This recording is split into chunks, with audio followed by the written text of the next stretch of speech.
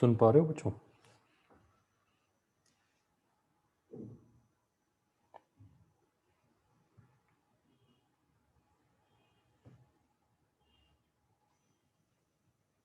Yes ठीक है जी। तो ग्रेविटेशन पढ़ना है हमें, लिख लेते हैं ना।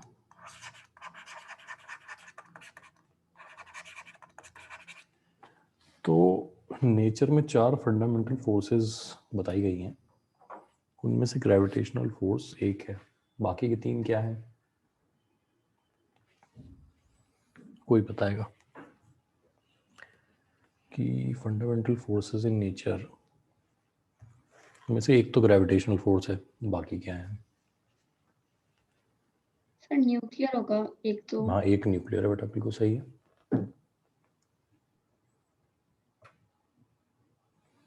वीक न्यूक्लियर फोर्स और स्ट्रॉन्ग न्यूक्लियर फोर्स, राघवन बिल्कुल सही कह रहे हो भाई, है ना। एक और रह गई, एक बता दो। 3 हो गई, मतलब gravitational, weak nuclear, strong nuclear, एक और बची है।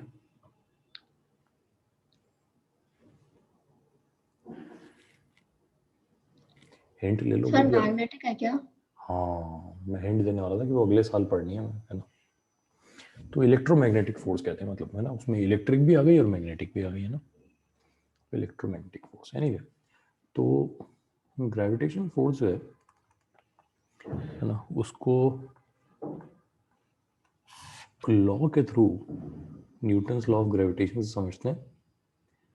तो लिखते हैं न्यूटन्स लॉ ऑफ ग्रेविटेशन। क्या कहता है Newton's law? 2 point mass particle मान लो आप, है ना, m1 और m2। तो सबसे पहले तो न्यूटन ने कहा कि ये दोनों क्या करेंगे, एक दूसरे के ऊपर along the line joining them एक अट्रैक्टिव फोर्स लगाएंगे। ये उसे अट्रैक्ट कर रहा है अपनी तरफ, ये इसे अट्रैक्ट कर रहा है अपनी तरफ, है ना। हमेशा पेयर में आती है ना फोर्सेस, तो एक्शन रिएक्शन की तरह ये उसे अट्रैक्ट कर रहा है, वो उसे अपनी तरफ अट्रैक्ट कर रहा है, और इस फोर्स को हम ग्रेविटेशनल फोर्स कह रहे हैं। अब ये ग्रेविटेशनल फोर्स है कितनी? तो उसने कहा थोड़ी देर के लिए हम इसका वेक्टर फॉर्म अभी नहीं समझते हैं ना, सिंपलीफाई करते हैं चीज़ों को। मान लो इनके बीच का सेपरेशन जो है, डिस्टेंस की बात कर लेते हैं, वो r है। तो न्यूटन ने कहा कि the magnitude of this gravitational force, में यहाँ मॉड लगा देता हूँ, है ना, will be equal to capital G m1 m2 over r square. इसको एज इट इज छाप लो पहले, फिर हम ये सिंबल्स का मीनिंग क्या है वो देखते हैं। दो ये तो m1 m2 तो ऑब्वियस है, r हमने लिख ही दिया है, डिस्टेंस है, ये क्या है वो हम समझ लेते हैं ना। तो magnitude of the gravitational force is given by this rule, और इसे हम न्यूटन्स लॉ ऑफ ग्रेविटेशन कहते हैं ना। कैपिटल G क्या उसको समझते हैं। ये जो कैपिटल G है, इसको हम कहते हैं यूनिवर्सल ग्रेविटेशनल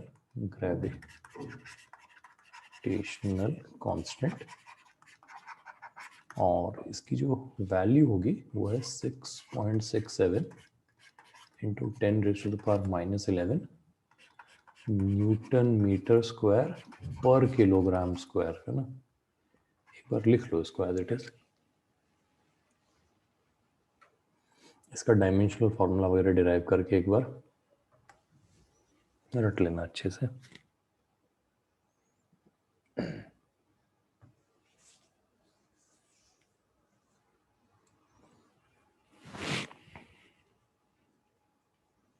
ठीक है ना।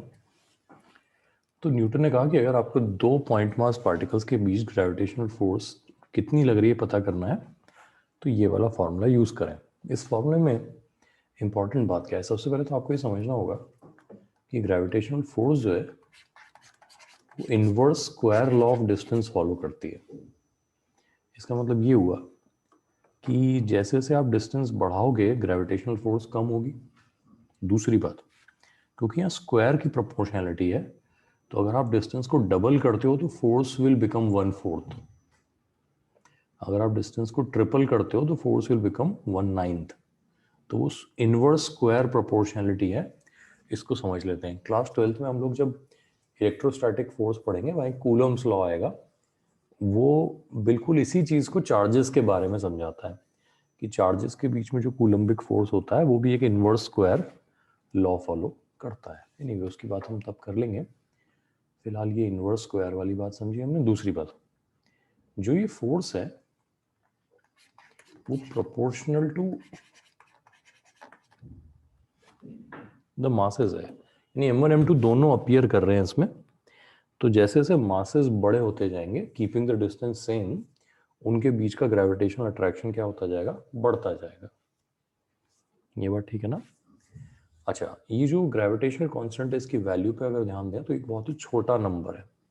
इसका मतलब हुआ कि अगर हमारे मासेस बहुत कम हैं और बहुत पास नहीं रखे हुए हैं, मतलब बहुत बहुत बहुत बहुत छोटे डिस्टेंस पर नहीं रखे हुए हैं, तो उस केस में उनके बीच में जो ग्रेविटेशनल फोर्स आएगी वो बहुत छोटा नंबर बन जाएगी, क्योंकि ऑलरेडी 10⁻⁻1 इसमें लगा हुआ है।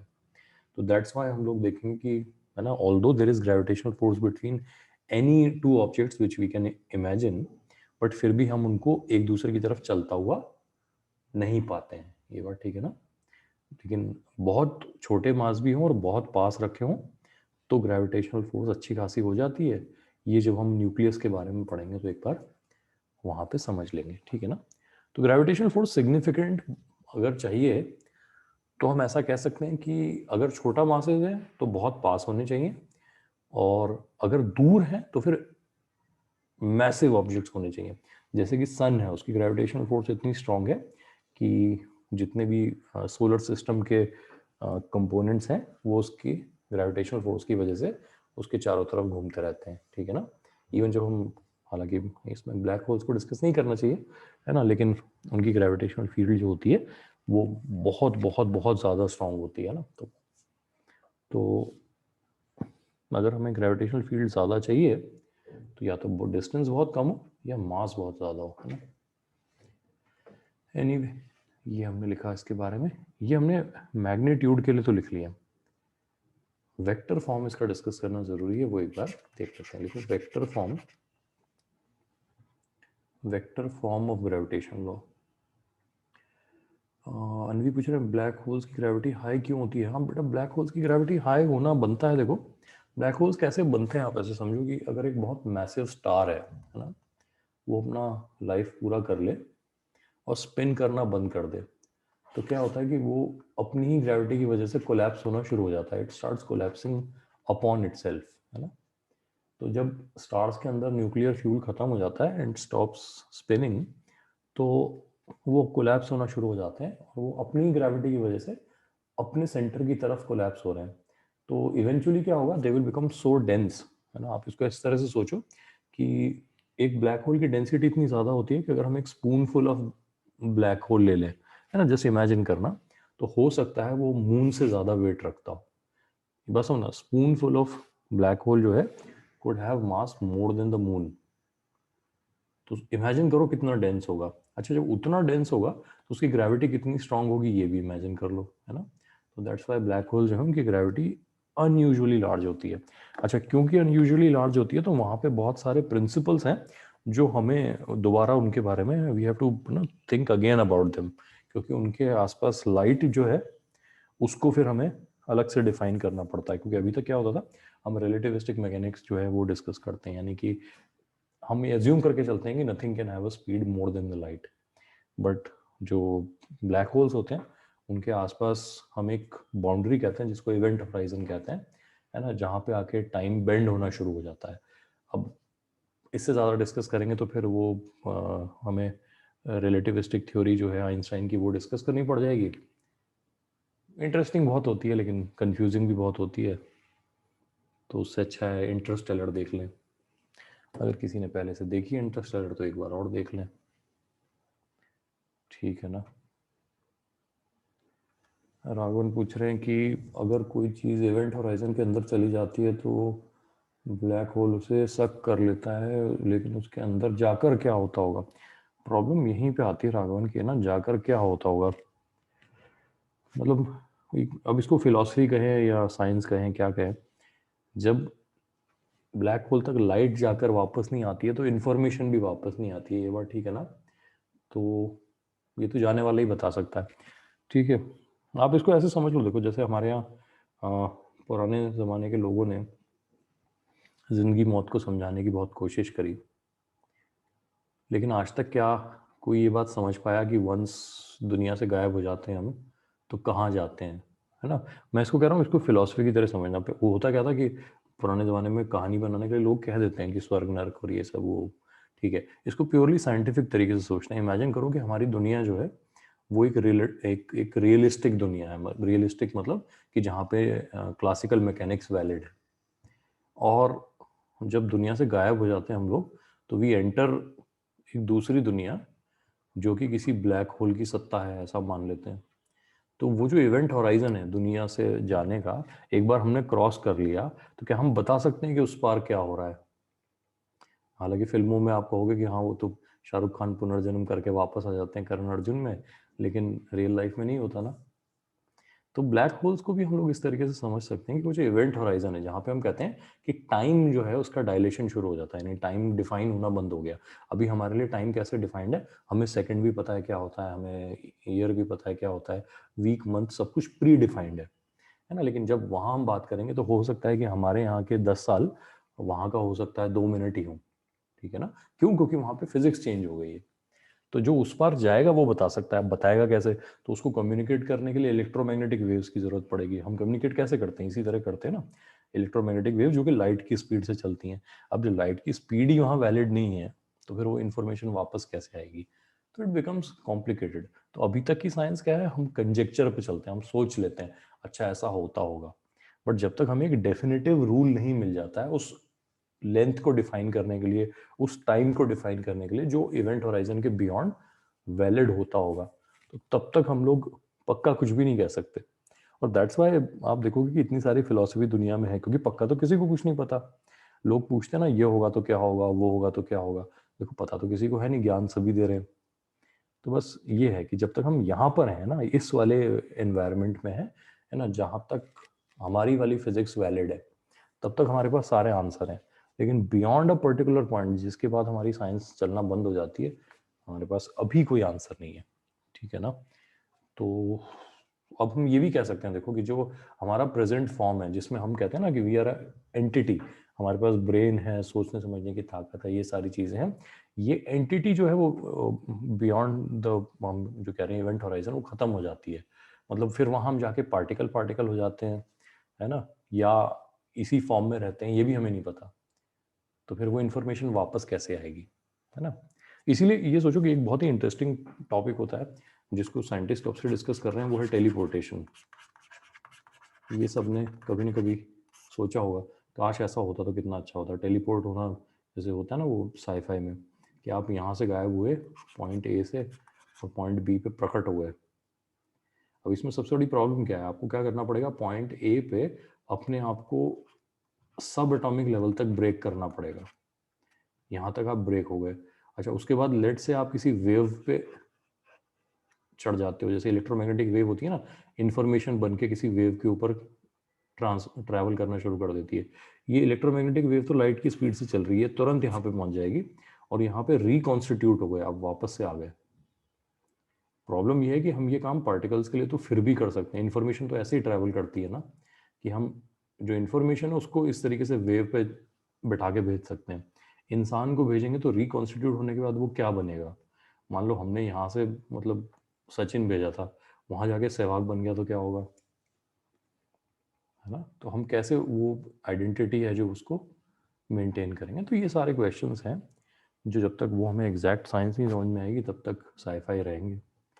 रावण कह रहे हैं यस सर, लेकिन टेलीपोर्ट होने के बाद हमारा स्ट्रक्चर सेम नहीं रहेगा, मतलब हमारे फेस और बॉडी वगैरह सब, हाँ कुछ भी चेंज हो सकता है, हमें पता ही नहीं है। यही तो बात है ना, कि मान लो हम टेलीपोर्ट होने के बाद में क्या बन के निकलेंगे। ये हो सकता है 15 होके निकले हम, है ना, गए एक थे वहाँ 15 पैदा हुए, है ना? तो फिर हमें समझ नहीं आएगा, इसलिए ना, तो वो जब तक हम ये डिफाइन नहीं कर पाएंगे कि हमारा जो स्ट्रक्चर है वो लास्ट यूनिट तक कहाँ कैसे डिफाइंड है, तब तक हम उसको रिक्रिएट कर ही नहीं सकते।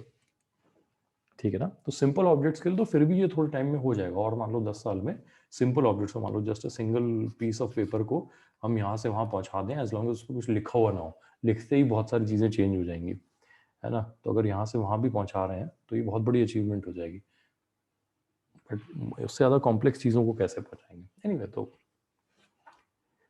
लंबी कहानियाँ है ना। तो वेक्टर फॉर्म एक बार लिख लेते हैं। वेक्टर फॉर्म तभी समझ में आएगा जब वेक्टर हमें आते होंगे। कि मान लो हमारे पास एक कोऑर्डिनेट सिस्टम में दो पार्टिकल है, m1 और m2। इसका किसी ओरिजिन के रेस्पेक्ट में पोजीशन वेक्टर लिख देते हैं, ये हो गया r1 वेक्टर, और किसी जो दूसरा वाला है उसको r2 लिख देते हैं। तो सॉलिड ही बनाना चाहिए मुझे, इसको हम r2 वेक्टर लिख देते हैं। नाउ अब एक बहुत सिंपल सा बात समझना, इसमें कोई मैथमेटिकल लॉजिक नहीं है। m1 को जो फोर्स m2 लगाएगा, तो मैं ऐसे लिख देता हूँ, फोर्स ऑन 1 ड्यू टू 2। इसको डिफाइन कर लेना, लिख लेना, ये क्या है, ये है gravitational force on 1 due to 2। इसको बहुत क्लियरली लिख लेना इस बात को, gravitational force on 1 due to 2। 1 पे ग्रेविटेशनल फोर्स किसकी वजह से, 2 की वजह से। इसको F12 वेक्टर का है हमने। अब आप मुझे बताओ भाई, ये जो फोर्स होगी 1 पे 2 की वजह से, वो इस तरफ पॉइंट कर रही होगी कि नहीं। F12 वेक्टर का डायरेक्शन ये होगा कि नहीं, इसको चेक कर लो अच्छे से।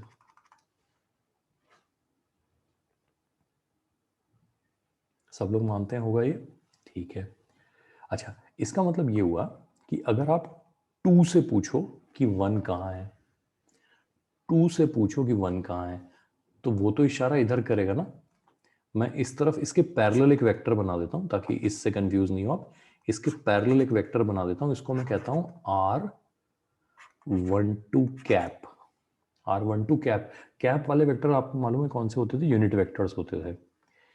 R12 कैप क्या है, ये है position of 1 with respect to 2। सोच लो, 1 की पोजीशन 2 के रेस्पेक्ट में, किसी ने 2 से पूछा 1 कहाँ है, तो वो इसी एरो के अलोंग, इसी एरो के अलोंग, यानी इस लाइन के अलोंग उस तरफ जाता हुआ इशारा करेगा कि नहीं करेगा। सही है ना।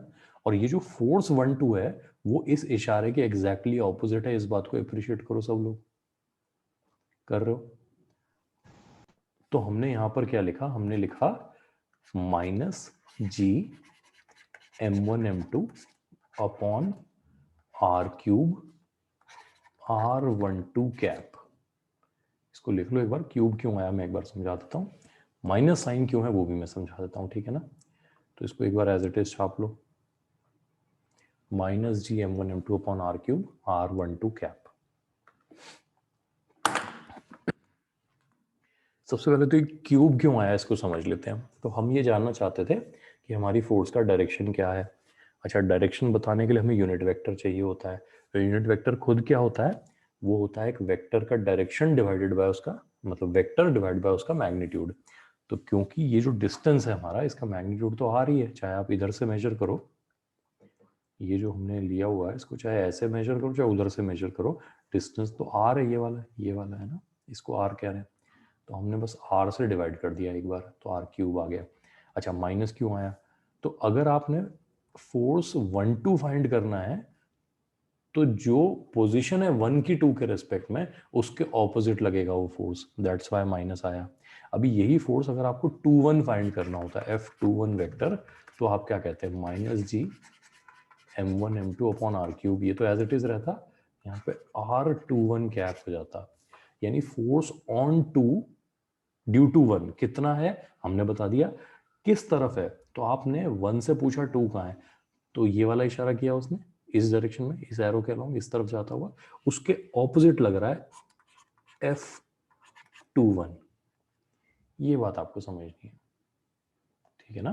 तो यहाँ पे बस याद रखने वाले क्या याद रख लेते हैं, अगर यहाँ 1-2 लिखा है तो यहाँ भी 1-2 ही लिखना है, बस लेकिन यहाँ माइनस लगा देना है ना, ताकि कोई कंफ्यूजन नहीं रहे। अगर आप F21 लिखोगे तो यहाँ भी R21 ही लिखोगे कैप के साथ, बस यहाँ माइनस लगा लोगे।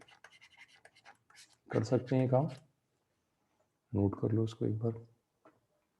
सर एक बार r से क्यों डिवाइड के बता दीजिए। बेटा आर से ऐसे डिवाइड किया ना, देखो हमारे पास जो फोर्स का मैग्नीट्यूड था वो तो इतना था, G m1m2/r², ये सही था। अब मुझे इसको डायरेक्शन देना है, कौन सा डायरेक्शन देना है? पहले तो नेगेटिव ऑफ r12 वेक्टर, तो r12 वेक्टर से मैंने मल्टीप्लाई किया और डिवाइड कर दिया किससे? r से, ठीक है ना। अच्छा मुझे r12 कैप लिखते हुए यहाँ पे क्यूब नहीं लगाना चाहिए था, मैं यहाँ r12 वेक्टर लिख देता हूँ तो ज़्यादा सही रहेगा, है ना। हाँ, तो एक एक्स्ट्रा r मुझे लिखना पड़ा ना यूनिट वेक्टर के लिए, वो ये यहाँ पे क्यूब में है। ओके सर, याद रख लोगे। इसका एक न्यूमेरिकल करके देख लेते हैं तो बहुत ही सिंपल हो जाएगा कि एक पार्टिकल को हम रख देते हैं 1,2,3 पे और एक को रख देते हैं 2,3,4 पे, लेट्स से, है ना। ये हमारा पार्टिकल 1 हो गया, ये पार्टिकल 2 हो गया। अब अगर मैं आपसे पूछूं कि भाई पार्टिकल 1 ने 2 को कितनी फोर्स लगाई, तो आप लिखोगे G m1m2, ये तो एज इट इज लिख दोगे, है ना। अच्छा नीचे r³ लिखना है, वो लिखते रहेंगे। पहले मैं F12 लिख रहा हूँ ना, फोर्स ऑन 1 ड्यू टू 2, तो मुझे बताओ पोजीशन ऑफ 1 ड्यू टू 2 कितनी है, ये बताओ। r12 वेक्टर की जगह क्या लिखूं मैं यहाँ पे? Position of 1 with respect to 2 क्या लिखूं? बोलो। Position of 1 with respect to 2 ये लिखवा दो कोई भी इन दोनों को देख के। यहाँ माइनस साइन लगाना नहीं भूलना है, ध्यान रखना। r12 वेक्टर लिखवा रहा है क्या कोई?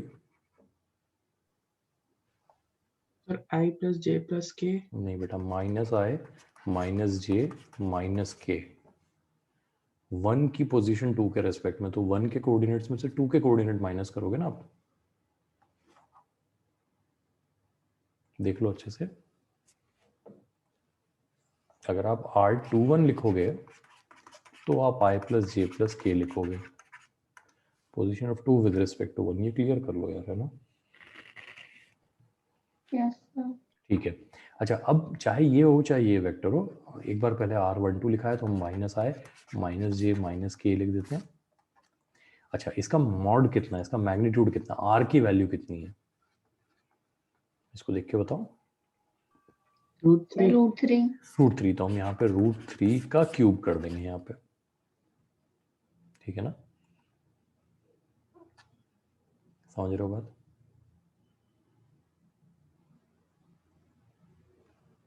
ठीक है।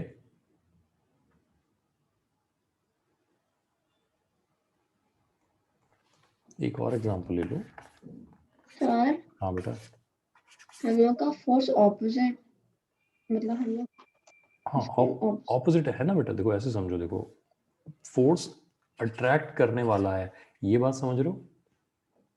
Yes sir. तो ये उधर अट्रैक्ट हो रहा है, ये इधर अट्रैक्ट हो रहा है, ये बात समझ रहे हो।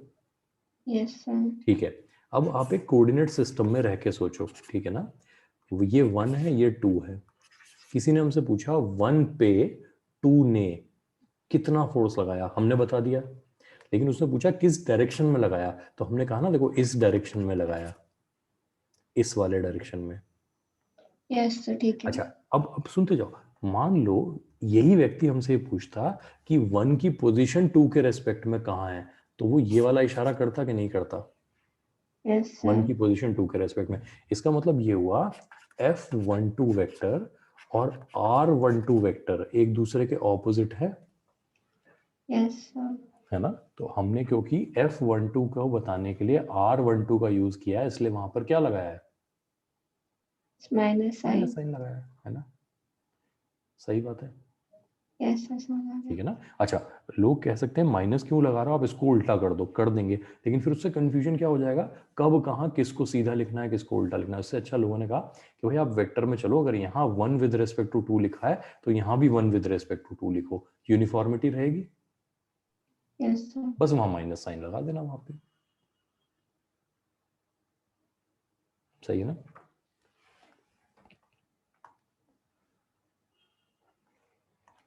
चलो जी, ये दूसरा एग्जांपल हम ले रहे थे। यहाँ पे पार्टिकल 1 के कोऑर्डिनेट्स में लिख देता हूँ -1 3 2 और 2 के कोऑर्डिनेट्स हैं 0 1 4, ठीक है ना।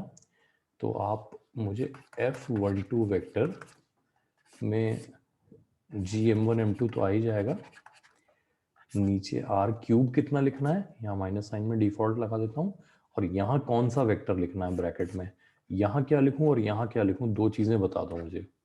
यहाँ F12 लिखा है, ध्यान देना है ना, तो यहाँ क्या लिखूँ मैं,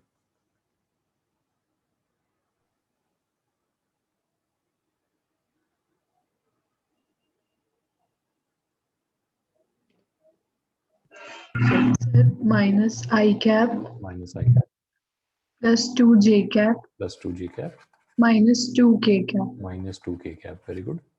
यहाँ क्या लिखूँ, किसका क्यूब लिखूँ,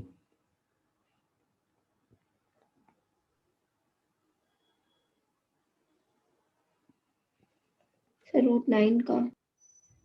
3 हो गया ना बेटा वो, यस सर। तो 3 का क्यूब लिख देता हूँ मैं ना, सही है।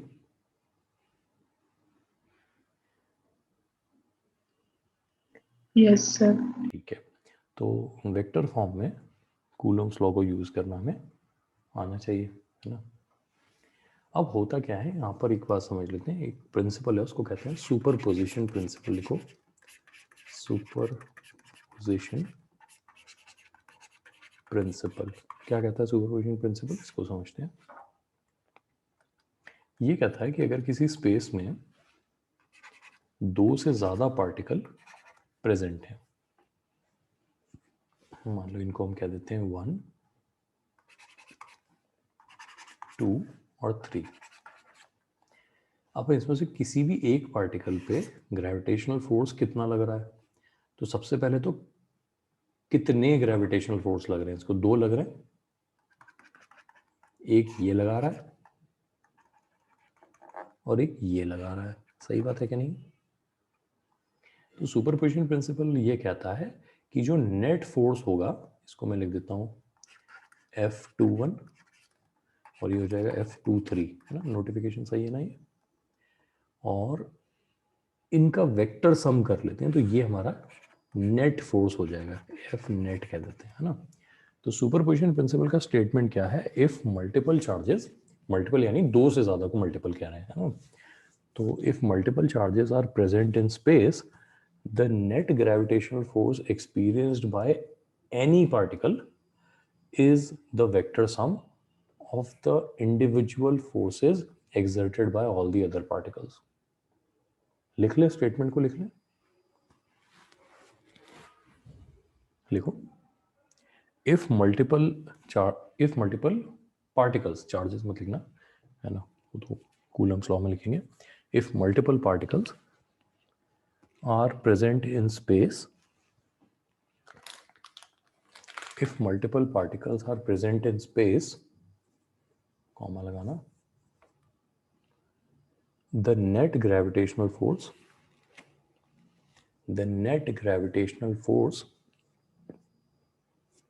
experienced by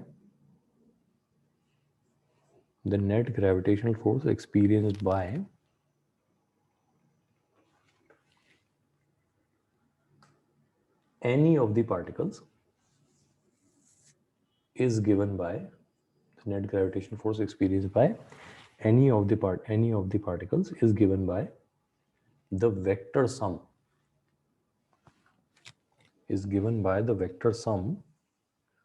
of all the forces exerted by all the particles individually,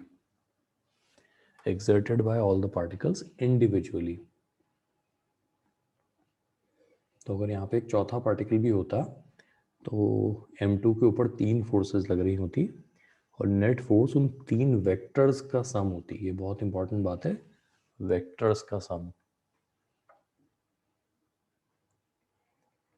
तो सुपरपोजिशन प्रिंसिपल के कुछ एग्जांपल ले लेते हैं, है ना, थोड़ा सा वेक्टर की भी प्रैक्टिस इससे हो जाएगी।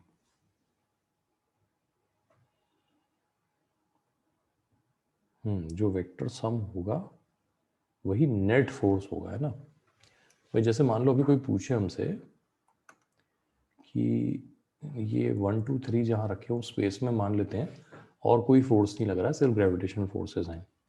इन दोनों को फिक्स कर देते हैं M1 M3 को। तो छोड़ते ही M2 कहाँ जाएगा, किस डायरेक्शन में जाएगा? इसके डायरेक्शन में, इसके डायरेक्शन में या नेट के डायरेक्शन में? नेट के डायरेक्शन में जाएगा, ठीक है ना? तो यही बस बात है। तो देखते हैं, देखो मान लो हमारे पास 3 पार्टिकल है ना,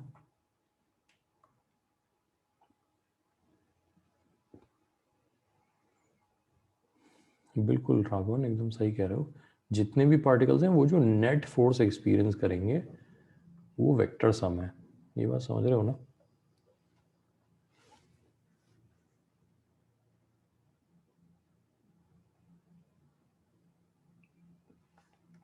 वेक्टर सम को ऐसे समझ लो यार कि जैसे मान लो कि एक आदमी के 2 कान हैं, है ना? एक कान मम्मी खींच रही है, एक कान पापा खींच रहे हैं। जो दर्द होगा वो नेट होगा कि नहीं होगा?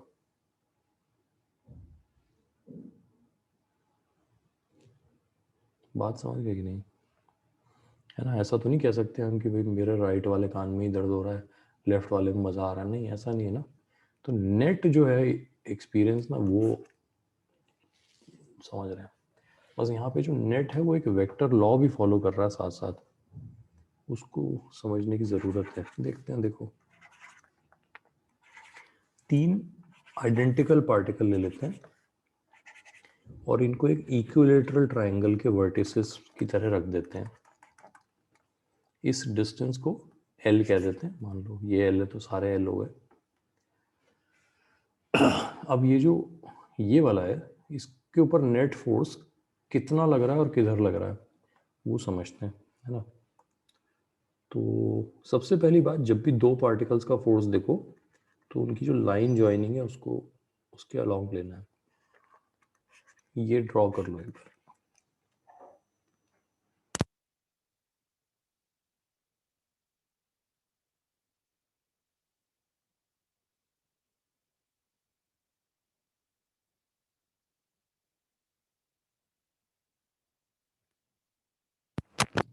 कर लिया, ड्रॉ कर लिया सबने? Yes sir. तो मुझे बताओ ये दोनों फोर्सेस इक्वल होंगी मैग्नीट्यूड में कि नहीं होंगी? Yes sir. होनी चाहिए।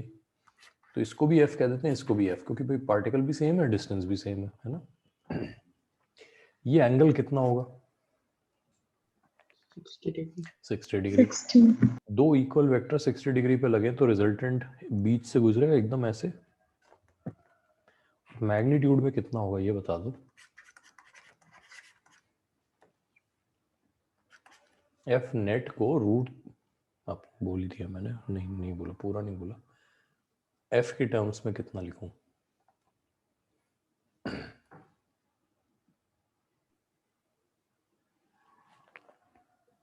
दो इक्वल वेक्टर 60 डिग्री पे,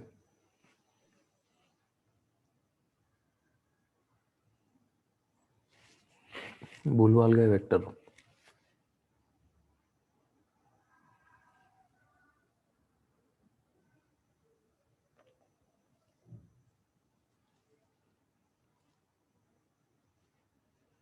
बोलो भाई।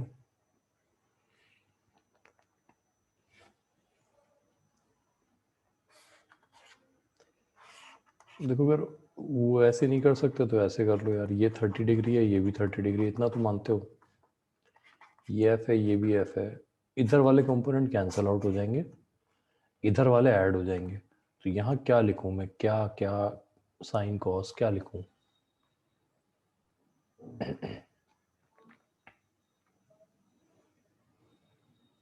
Sir F cos 30 degree. तो 2F cos 30 हो जाएगा ना बेटा ये। Yes sir. तो 2F cos 30 कितना हो गया?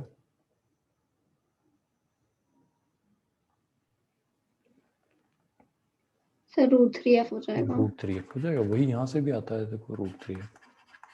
2 इक्वल वेक्टर का 60 डिग्री पे हो तो, है ना? तो एक तो ये बात है। दूसरी बात और समझ लेते हैं। मान लो हमारे पास पार्टिकल होते 4 और एक स्क्वायर के चारों वर्टिसेस पे रखे होते। बाय द वे ये जो f है ये कितना है, तो इसको हम ऐसे लिखेंगे √3 gm स्क्वायर, m1 m2 तो नहीं लिखेंगे, दोनों सेम है, ओवर l स्क्वायर। यहाँ पे देखो मैंने सिर्फ मैग्नीट्यूड लिखा है, इसलिए कोई प्लस माइनस का यूज नहीं करना है हमें, जो वेक्टर में बताना हो तो जरूर करेंगे, है ना। बट फिलहाल हमारा आंसर ये आ गया। एनीवे अभी इसको देखते हैं, इस पार्टिकल को कितनी फोर्सेस लग रही हैं टोटल, मतलब कितनी फोर्सेस इंडिविजुअली लग रही हैं? 3 लग रही हैं। क्या वो तीनों एक बराबर हैं? एक इधर लग रही है, एक इधर लग रही है और एक इधर लग रही है। क्या ये तीनों बराबर हैं फोर्सेस? नो सर, इनमें से कितनी बराबर हैं एक दूसरे के? 2 बराबर है। 2। तो इसको मैं f कह देता हूँ, इसको मैं f कह देता हूँ और लिख लेता हूँ f की वैल्यू कितनी है, gm square over l square, है ना। अगर ये वाला डिस्टेंस l ले लें तो फिर ये वाली जो फोर्स है जो ये लगा रहा है, ये वाला पार्टिकल लगा रहा है, ये ज्यादा लगा रहा है या कम लगा रहा है? कम लगा रहा है। अच्छा, तो कितनी कम लगा रहा है, यानी f की टर्म्स में क्या लिखूं इसको? f की टर्म्स में इसको क्या लिखूं? कम क्यों लगा रहा है तो क्लियर है, डिस्टेंस बढ़ गया। डिस्टेंस किस फैक्टर से बढ़ गया, मल्टीप्लाई हो गया? 1/2। तो सर फोर्स बता रही हूँ। हाँ फोर्स सही है बेटा, डिस्टेंस √2 टाइम्स हो गया है तो फोर्स हाफ हो जाएगी, ये बात समझ रहे हो सब लोग? Yes sir. यहाँ f/2 लिख देता हूँ मैं ना। अच्छा दूसरी बात एक और समझो, ये जो दोनों f हैं ये एक दूसरे के परपेंडिकुलर हैं, तो इनका जो रिजल्टेंट होगा वो बिल्कुल डायगनली जाएगा बीच से। Yes sir. तो वो इस f/2 के ही अलोंग होगा। कितना होगा मैग्नीट्यूड में f और f का रिजल्टेंट, ये बता दो। Sir √2f। √2f है ना। तो जो हमारा नेट फोर्स हुआ f नेट, वो f/2 प्लस √2f इतना हो गया, और डायरेक्शन में डायगोनल के अलोंग हो गया। ये बात समझ में आ रही है?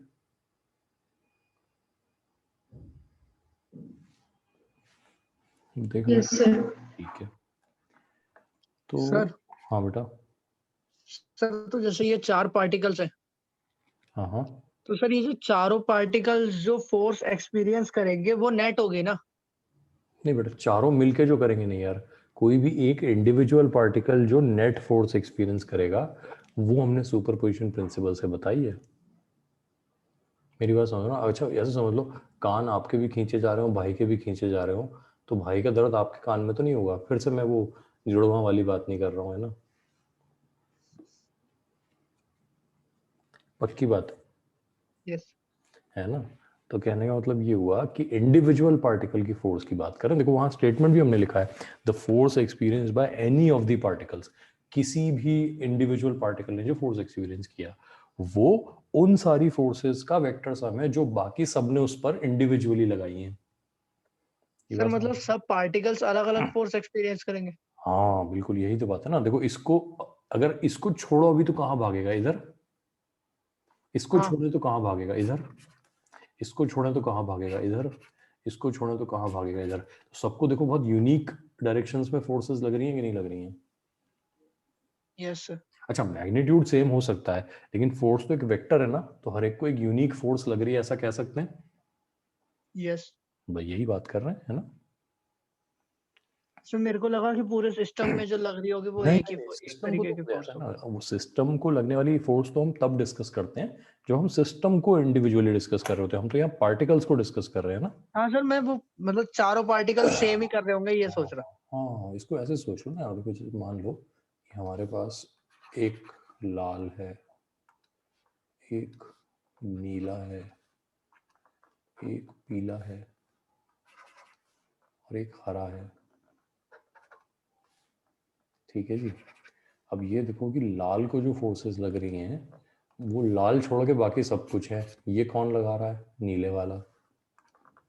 ये कौन लगा रहा है, पीले वाला। और ये कौन लगा रहा है, हरे वाला। और जो नेट फोर्स है वो इन तीनों का क्या है, वेक्टर। वेक्टर सम है, और यही काम सबके लिए करेंगे हम, है ना?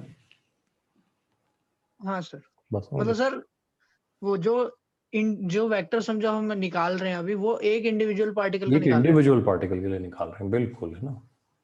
तो सुपरपोजिशन प्रिंसिपल उस भीड़ में उस एक पार्टिकल की बात करता है जिसको हमने सिंगल आउट किया है, ठीक है ना?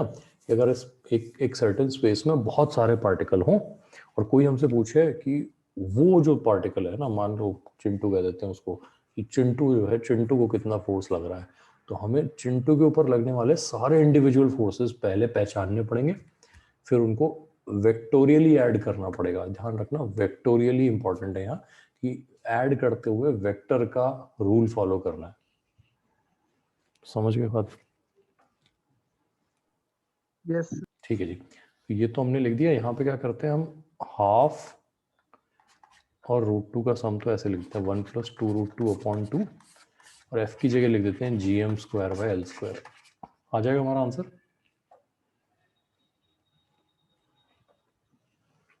क्या लेंगे? Yes sir. देखो यहाँ वो सारे कॉन्सेप्ट यूज हो जाएंगे जो वेक्टर में यूज होते हैं, बेसिकली सम करना, और 90 डिग्री पे क्या होता है, 60 डिग्री पे क्या होता है, 120 पे क्या होता है, वो सारी चीज़ें जितने भी अच्छा हमारे वेक्टर की प्रैक्टिस होगी उतना ही हम यहाँ पे परफॉर्म कर लेंगे। नहीं तो फिर एक बार रिवाइज कर लेना, थोड़ा तो समझ में आ जाएगा कि हाँ वेक्टर्स को यूज़ कैसे करना है। तो ये तो बात हुई फोर्स की। अब एक इम्पॉर्टेंट डिस्कशन है इसमें जिसको हम कहते हैं gravitational field. Gravitational field, gravitational field क्या होती है? तो हमने कभी कभी डिस्कस किया था शायद फोर्सेस पढ़ते हुए। कुछ फोर्सेस हैं जिनको हम फील्ड फोर्सेस कहते हैं। फील्ड फोर्सेस, जैसे magnetic force is a field force, electrostatic force is a field force, electrostatic.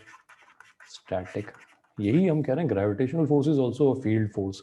क्या कॉमन इन तीनों में, एक बार सोचो।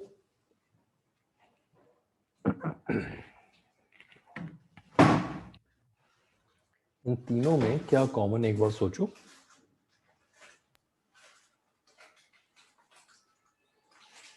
तो वो तीनों फील्ड फोर्सेस है। नहीं वो तो मैंने कह ही दिया यार। Sir, attractive forces. नहीं, इलेक्ट्रोस्टैटिक तो रिपेल भी करती है ना, बट अगर लाइक चार्जेस हो तो रिपेल करते हैं, लाइक हो तो अट्रैक्ट करते हैं ना।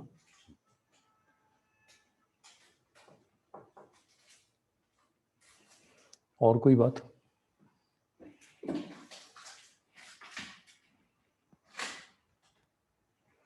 और कोई इनमें बात दिखे? चलो एक मैग्नेट का एग्जांपल लेते हैं। सबने मैग्नेट देखी है? यस। बार मैग्नेट का एग्जांपल लेते हैं, है ना? एक मैग्नेट है और कुछ आयरन फिलिंग्स हैं, छोटे छोटे पीस हैं, ये इन्हें अट्रैक्ट कर लेती है, मानते हो ना? हाँ। ठीक है, अभी मान लो ये दूर रखी हुई है और अट्रैक्ट नहीं कर रही है, फिर हम इसको पास लाना शुरू करते हैं, ठीक है? तो एक बाउंड्री इमेजिन कर लो, इसके इधर आते ही ये अट्रैक्ट कर लेती है, इससे पीछे जाते ही नहीं कर पाती। तो क्या मैं ऐसा कह सकता हूँ, अगर ये अट्रैक्ट नहीं कर पा रही है तो हम कहेंगे जो आयरन फिलिंग्स हैं वो इसकी मैग्नेटिक फील्ड से बाहर हैं। यस। कह सकते हैं ना ऐसा? तो इस लाइंस पे सोचो कि मैग्नेटिक फील्ड या ग्रेविटेशनल फील्ड या इलेक्ट्रिक फील्ड क्या होती होगी। सर हमने एक कहा एरिया। हाँ, एक रीजन कह देते हैं ना, एरिया रीजन। को थोड़ा रीजन कह देते हैं ना, स्पेस कह देते हैं, जिसमें क्या होता होगा, सर वो अपने फोर्स काम कर सकती है। अपना फोर्स काम कर सकती है। बिल्कुल सही बात है, इसका मतलब ये हुआ वो रीजन कह सकते हैं जिसमें फोर्स इफेक्टिव है। ये बात ठीक है ना? यस। ठीक है ना? कि बिल्कुल ऐसे हुआ ना, जैसे मान लो कि किसी को भूत सिर पे चढ़ जाए, है ना, और हम उसे डॉक्टर के पास ले जाएं तो डॉक्टर इलाज नहीं कर पाता, क्यों? उसके पास इलाज नहीं है। डॉक्टर का फील्ड ही नहीं है ना यार भूत भगाना, हाँ। है ना? और यही मान लो कि किसी को मतलब लेट्स से टाइफाइड हो जाए, तो टाइफाइड में हम तांत्रिक के पास ले जाएं तो फिर उसके भी बस की नहीं। उसके भी बस का नहीं, क्योंकि तांत्रिक का फील्ड नहीं है टाइफाइड ठीक करना, है ना? समझ गए कि नहीं? तांत्रिक के पास ये कब जाना चाहिए? जब डॉक्टर के बस की ना हो। नहीं, वैसे तो कभी नहीं जाना चाहिए, आंसर तो सही है।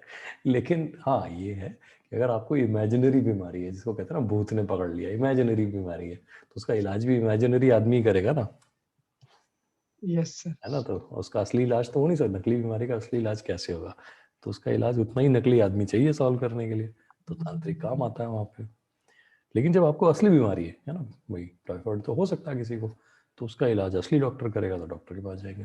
तो ऐसे ही क्या होता है कि हम जब फील्ड की बात करते हैं तो हम ये कहते हैं कि the field is the region और space in which a certain force is effective, है ना, काम करती है। तो how do we define gravitational field, है ना? इस बात को समझ लेते हैं। तो एक डेफिनेशन लिखते हैं ग्रेविटेशनल फील्ड की, लिखो ग्रेविटेशनल फील्ड ऑफ ए मास। अच्छा, अब फील्ड किसकी होगी? तो अगर इलेक्ट्रोस्टैटिक होगी तो चार्ज की होगी, मैग्नेटिक होगी तो मैग्नेट की होगी, है ना? तो उसी तरीके से हम कहेंगे द ग्रेविटेशनल फील्ड किसकी होती है? ग्रेविटेशनल फील्ड किसी भी मास की, है ना, पार्टिकल की। तो ऐसे कहते हैं the gravitational field of a mass is defined as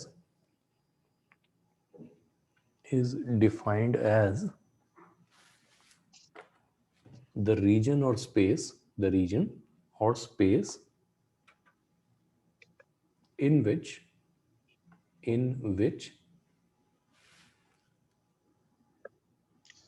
other masses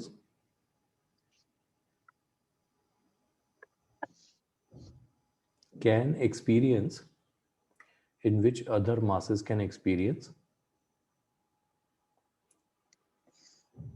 the gravitational force exerted by the mass. Gravitational force exerted by the mass. ठीक है ना? अब देखो, एक बार हमें एक डेफिनेशन ऑफ अ फील्ड समझ में आ गई, तो इसी को हम मैनिपुलेट करके क्या कर लेंगे, हर फील्ड की डेफिनेशन लिख देंगे। जैसे अगर मैं पूछूं इलेक्ट्रिक फील्ड क्या है, तो हम कहेंगे रीजन ऑफ स्पेस सराउंडिंग है किसके आसपास का space? Charge in which other charges can experience the कौन सी force? Electrostatic force exerted by the charge. हो जाएगा कि नहीं? Yes sir. ठीक है ना? मैग्नेटिक फील्ड को हम लोग ऐसे डिफाइन नहीं करते हैं, वो हम अगले साल सीख जाएंगे, बट बात आपको समझ में आ गई। चलो जी, तो फील्ड तो हम समझ गए, है ना? तो एक मास की फील्ड कहां से कहां तक होती होगी? कहां से कहां तक?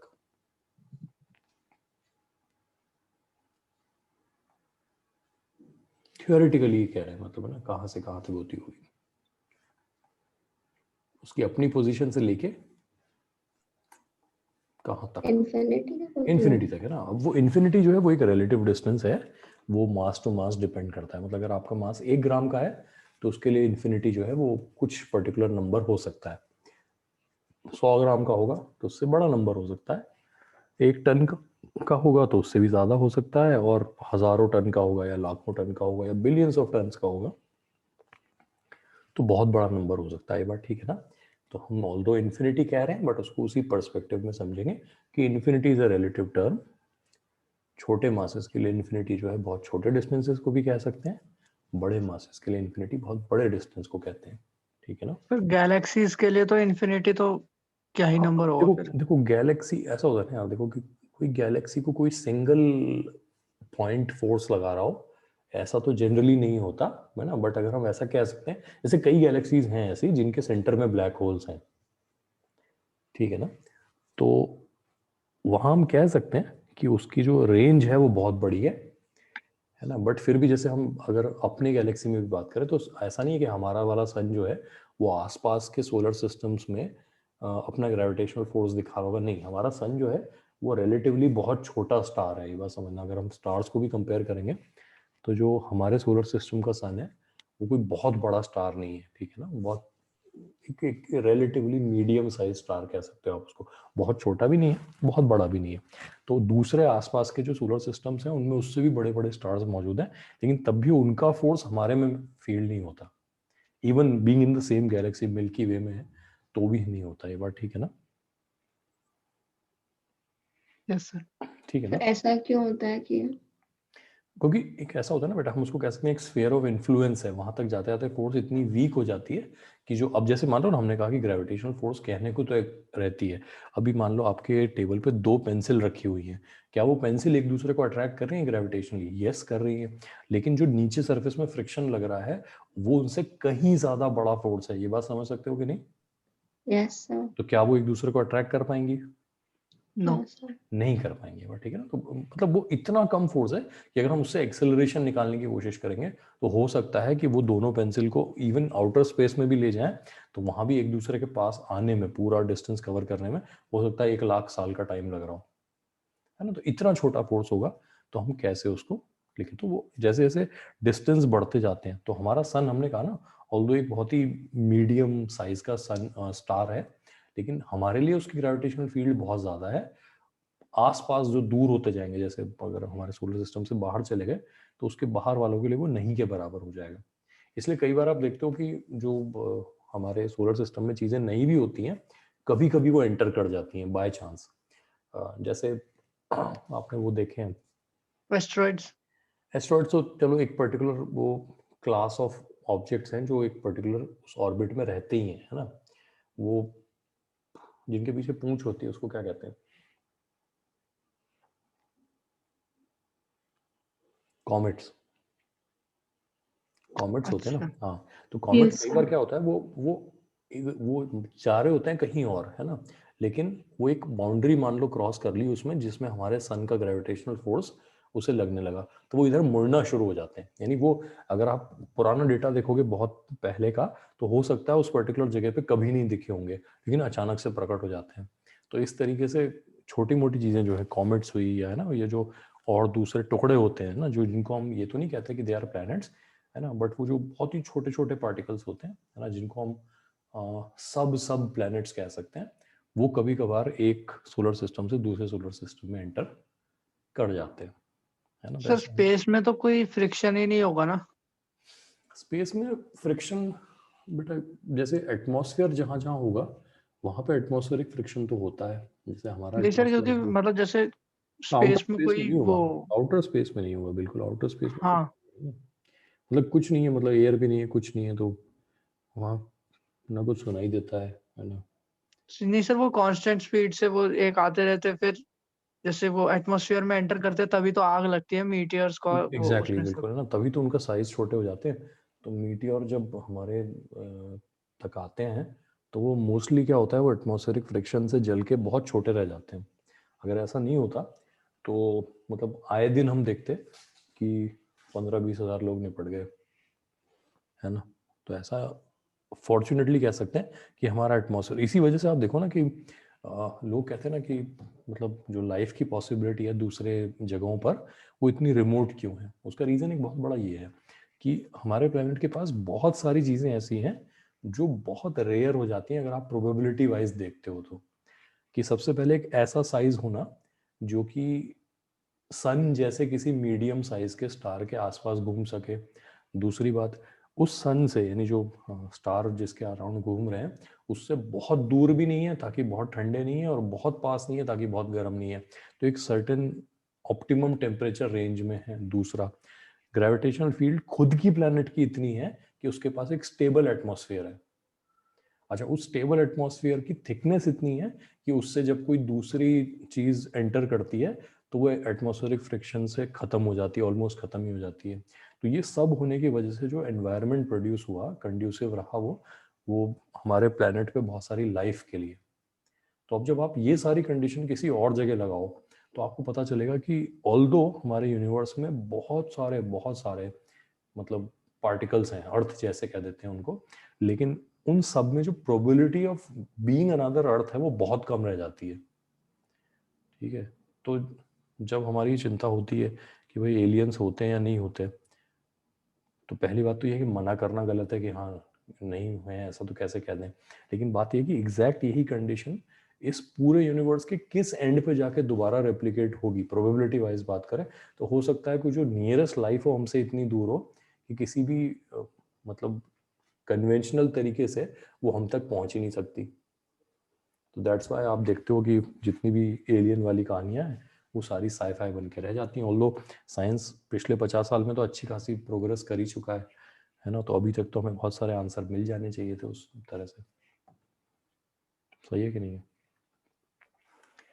Yes sir. तो ये कहानी है।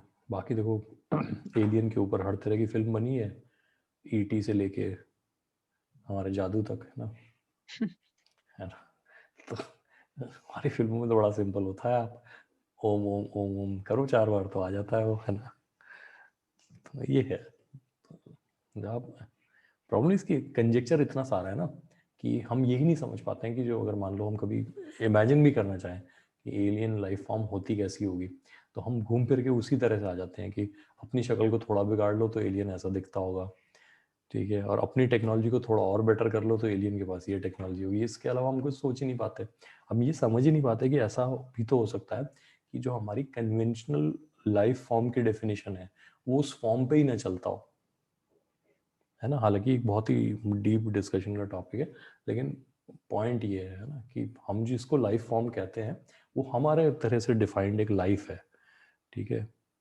अगर मान लो हमारे जो कंप्यूटर्स हैं, हमारी मशीन्स हैं, है ना, इस पे भी तो बहुत साईफाई मूवीज बनती हैं। अगर आप इनको स्मार्ट बनाते जाओ बनाते जाओ बनाते जाओ तो क्या ये हमारी तरह सोचने नहीं लग जाएंगे? हाँ बिल्कुल सोचने लग जाएंगे, ये बात ठीक है ना। तो अब हमारी तरह सोचना शुरू हो गई, लेकिन इनके पावर सोर्स तो तब भी वही रहेंगे ना कि इनको वही वो तार लगा के चार्ज चाहिए या किसी तरह से वायरलेसली चार्ज हो गए। उनके लिए जो लाइफ है बेसिकली वो इलेक्ट्रिसिटी है जिसपे वो चल रहे हैं। बात समझ रहे हो? हमारी तरह खाना नहीं खाते, वही बात ठीक है ना। खाना जो एक बहुत ही पर्टिकुलर चीज है जो हम ही ने अपने लिए बना रखी है ना। तो फिर उस तरीके से अगर हम सोचेंगे कि हो सकता है कि जब हम दूसरे किसी प्लेनेट पे लाइफ की बात करते हैं तो वहाँ पे लाइफ शुरू से ही जो है हो सकता है वो बाइनरी फॉर्म में ही पैदा हुई हो, 1010 ही सोच रहे हो वो अभी तक, है ना। हमसे बहुत ज़्यादा स्मार्ट होंगे, है ना, लेकिन उनके लिए जो एनर्जी का सोर्स है या उनके लिए जो चलना फिरना है या वो सारी चीज़ें हैं वो एक बहुत ही डिफरेंट तरीके से हैं जैसा हम नहीं करते हैं। दैट्स वाई कभी कम्युनिकेट ही नहीं हो पाता है भाई, वो 1010 में सोच रहे हैं और हम अपनी भाषाओं में सोच रहे हैं, है ना। तो हो सर, सकता। अभी इलॉन मस्क ने ट्वीट भी तो किया था। क्या किया था? क्या कह रहा है वो?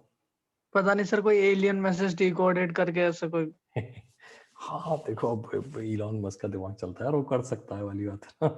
लेकिन पॉइंट इज कि मेरा कहना ये है कि देखो होता ही है ना कि इवन द स्मार्टेस्ट ब्रेन जो हमारे पास है, जो हमारे साइंटिस्ट हैं, एक सबसे बड़ी लिमिटेशन जो है ना वो ये है कि वो पहले इमेजिन करते हैं और उस इमेजिनेशन में सबसे बड़ी बाधा ये है कि वो आपकी प्री कंसीव्ड नोशन की तरह ही होती है, पहले से जो आप सोचते हो उसी की लाइंस पे होती है, ठीक है ना। तो जब तक आपको कोई बहुत ही रेडिकल किस्म का आइडिया नहीं आएगा ना कि सब कुछ छोड़ देते हैं और ऐसे सोचते हैं, तो तब तक कोई इस तरह की चीज़ें जो है वो डिस्कवर कई बार नहीं होती हैं। आप आइंस्टाइन को देखोगे ना तो उसकी लाइफ के बारे में देखोगे तो आपको पता चलेगा कि मतलब आज से 100 साल पहले वो जैसी बातें कर रहा था लोगों को लगता था यार ये आदमी पागल है, लेकिन वो पागल नहीं था एक्चुअली, वो अपने से थोड़े आगे की बात कर रहा था। उस तरीके से उस वक्त लोग सोच नहीं रहे थे।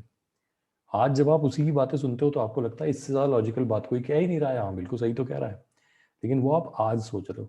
तो इसी तरह सोचो कि अगर हम 400-500 साल की नॉलेज जो फर्दर आगे आने वाली है उसको अभी के अभी कोई हमें दे जाए तो हम बहुत लीप्स एंड बाउंड्स में जो है आगे बढ़ जाएंगे, है ना।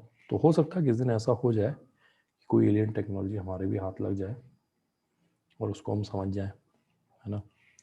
फिर वहाँ पे लोग एरिया 51 की बात करने लगेंगे कि वहाँ पे तो पहले से एलियन है, लेकिन ऐसा नहीं होते, तो अभी तक समझ में आ गए होते, ठीक है ना। चलो, तो ग्रेविटेशन फील्ड हमने पढ़ना तो शुरू कर दिया है, इसको 2-3 क्लास में निपटाते हैं, फिर आगे देखेंगे क्या करना है ना। ग्रेविटेशन के बाद क्या करेंगे हम लोग? फ्लूइड पढ़ेंगे कि एसएचएम पढ़ेंगे? फ्लूइड। फ्लूइड ही पढ़ेंगे। अच्छा चलो फ्लूइड पढ़ लेंगे ना, ठीक है जी। तो इसको कंटिन्यू करते हैं कल, है ना? सर हाँ जी बोलो। सर जो वो अभी 2:30 बजे भी क्लासेस होंगी? 2:30 बजे नहीं, कल तो रेगुलर टाइम पे रखेंगे यार, है ना? नहीं सर, जैसे अभी आपने लास्ट वीक ली थी ना। नहीं नहीं, उसका कारण मैं बताता हूँ यार। क्या है ना, मुझे एक्चुअली किसी काम से ना कुछ दिनों के लिए गायब होना है। आज क्या है, 22 है ना, तो 24 को अगर हम सुबह क्लास रख सकते हैं तो मैं ले पाऊंगा आपकी क्लास, नहीं तो फिर 24 से मैं हो जाऊंगा गायब। वापस मैं कब आऊँगा? वापस मैं आऊँगा 2021 में, है ना? दैट्स वाई मैं इतने दिन से सोच रहा था कि आपकी क्लास जितनी ज़्यादा हो जाए उतना अच्छा है ना?